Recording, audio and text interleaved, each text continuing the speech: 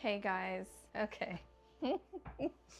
I have missed you. I'm operating on half strength at the moment, and I'll get more into that shortly. Today's video, I wanted to sit down with you and run through the process that I do when I'm considering doing room makeovers for other people. Now, my process for myself is a little different. It's a little more sporadic and a little more chaotic, maybe. But when I'm doing a makeover for somebody else, I like to be a little more organized in the process of planning that makeover. And I wanted to share that with you today. So I hope you guys are interested in something like that. If you are, stick around and let's just get stuck into it. Let me back up just a little bit. I recently did a thrifting video, and sort of in the middle of that, I introduced the idea to you guys about a new series that I would like to do on my channel called, well, actually, I didn't have a name for it at that point. Well, I did, but I didn't share it with you. So I'll share it with you today. The series would be called Sacred Spaces. And the idea behind that was inspired by two things. One, the Salvation Army many moons ago used to go into people's houses, I believe in New York back in the 1800s, something like that. And they would go into the homes of mums who were sick and had multiple children and were trying to balance, life and illness at the same time. And the Salvation Army ladies would go in there and they would help with the cleaning and the caring and the cooking and all of the things that go on with family life. Now, if you come back into today, but head back a few years, I was working for the Salvation Army in a case manager position. And while I was working for the Salvation Army, I had the opportunity to help one of my single mums by going into her home with a few other ladies from the church. Something had happened, an incident, and I don't want to go into personal details for her, but an incident happened in her life and it was quite traumatic. And we just went in and helped clean up her apartment. We also provided, some furniture that she was missing for the kids and for herself. We gave her a dining room set and some dresses, and we cleaned up the kitchen and threw away bags and bags of things that she didn't want anymore and was sort of cluttering the space. And we just went in and cleaned it up, and that sparked something inside of me, you guys. I talked with my friend Rachel from the Salvation Army. Rachel and I have been talking ever since, and dreaming and planning and hoping and praying and wanting to do that sort of thing, go into, and maybe not make over the whole apartment like we did for my client, but one particular room. And it's really just stuck with me, you guys. I think I've just gotten to a point in my life where I'm like, stuff it, just go for it. And what are you waiting for?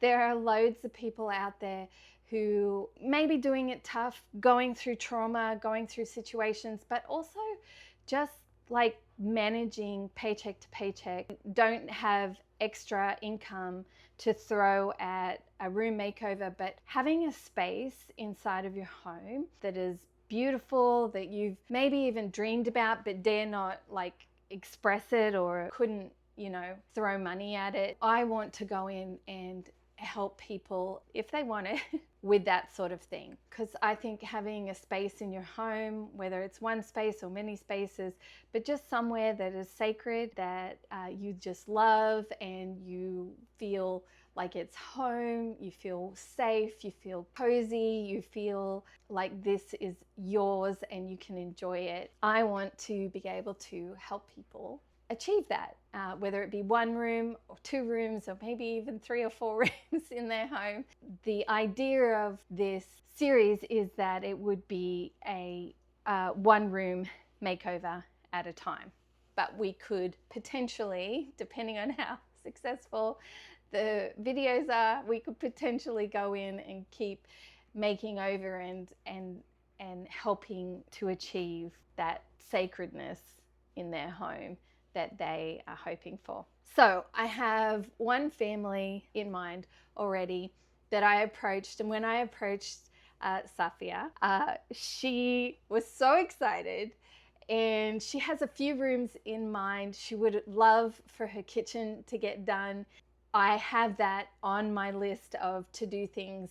However, at this point, as far as budget and money allows, the living room is the room that we're going to be making over. And I needed to get myself just a book, from a plain old book I found one at Walmart.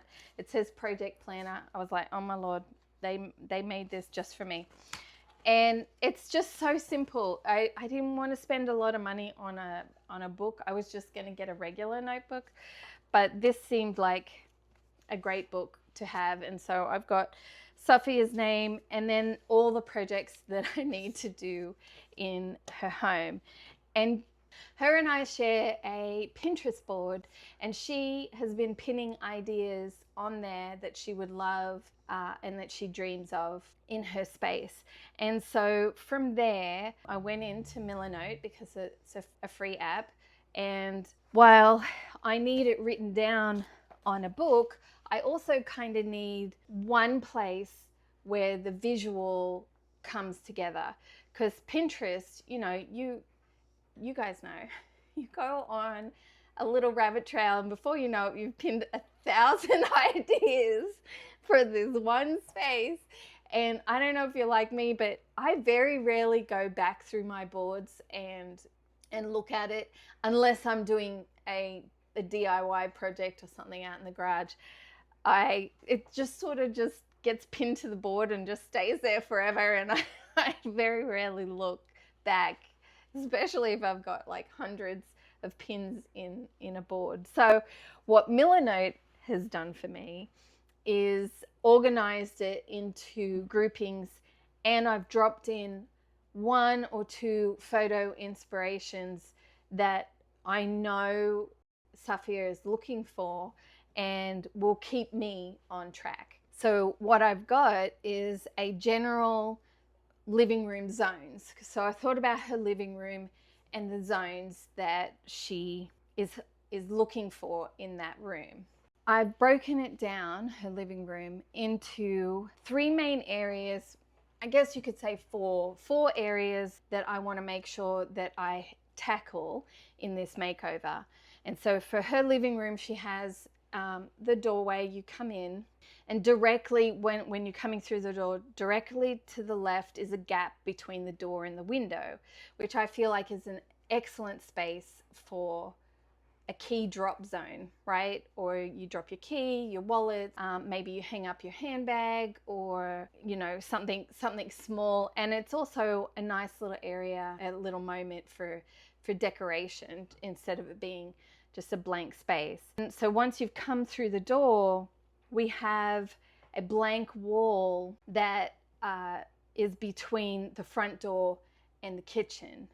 And I feel like that this area will be really great as a walk-through thoroughfare, because you have the entryway into the kitchen straight in front of you. So in that area, I'm calling it the entryway. It's where I'm going to put a console table. I hope I'll either try and source one or I'll build her one. And then we have the main seating area. And in that seating area, we will also have the media wall, which we're going to put up some shelves, and we're going to have a media unit and put the TV on the wall, and we're going to have hopefully a 3-seater couch. I'm trying to source a couch at the moment, either from Facebook Marketplace, but I'm also hoping to reach out to a couple of sponsors and maybe see if a couple of companies want to, you know, sponsor the video. I don't know.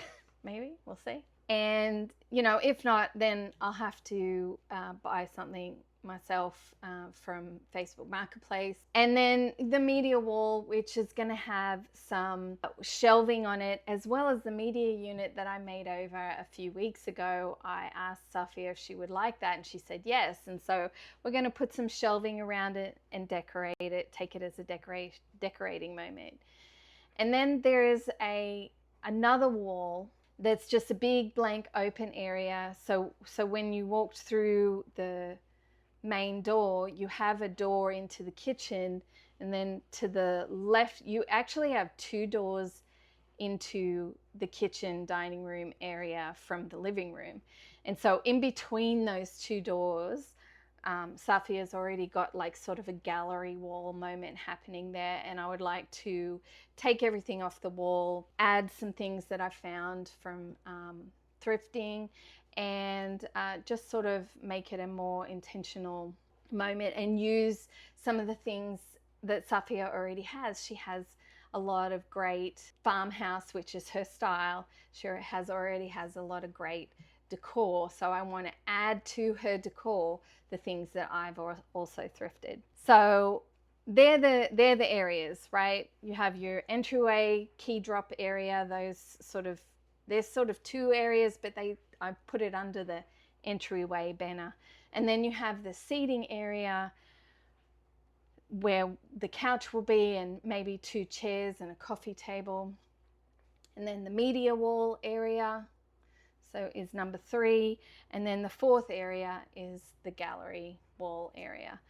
So notebook, as you can see, I have a lot of little things that I've listed that I need to source either from Facebook or maybe Amazon. But I also have highlighted, the big ticket items. I'd like to purchase an end table, floor lamp, a couch, a rug. I have to buy the wood and the plywood to build the shelves. And then if I do build her a console table, then I'll have to buy the wood for that, as well as the paint for the walls and the curtains for the windows.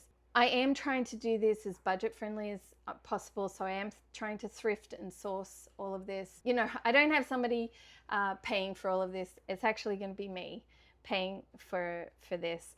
And I only mention this now because it was mentioned in the video where I introduced this idea to you, that some people were interested in helping and donating a little bit of money towards the makeover. And if that's something that you would be interested in doing, I do have a buy me a coffee link below. If you wanted to pop $5 or $10 on the buy me a coffee app, that 100% of whatever you guys donate, if you just put in the note for Sacred Spaces, 100% of that will go towards the makeover and maybe being able to help and purchase, the big things like maybe a couch or a rug, the paint and curtain. Yeah, that's basically my process in trying to, I am not an interior designer. Safi has told me what she has loved. Pinterest has been a huge help in keeping me focused on that particular style in farmhouse. And then Milanote has sort of honed in on that for me, being able to put 1 or 2 photo options of what I'm trying to accomplish. And then of course my notepad keeps me organized because I can take that with me into Lowe's when I'm buying paint or wood, and I know how much I need, and I remember, oh yeah, I need a couple of hooks too for the key entryway. That's this makeover. I am hoping that I can get stuck into this once I am back to 100%. If you've made it this far in the video, thank you so much. I'm wrapping up, I promise. I'm currently working on my bathroom vanity, you guys. It is gorgeous, gorgeous. I'm so happy with how it's turning out. Because of this sciatica thing, it's taken me a lot longer. I thought I would have actually had it installed by now. No. So I'm up to first coat on polyurethane, and I also have some other things I need to do to the drawers to make them functional in the piece. So anyway, I am working on that, and that video is coming, and I can't wait to share that with you. That makeover is a little different to my planning. It's a little different to how I plan for other people. It is more chaotic. I have to sort of have something in the space and feel it out.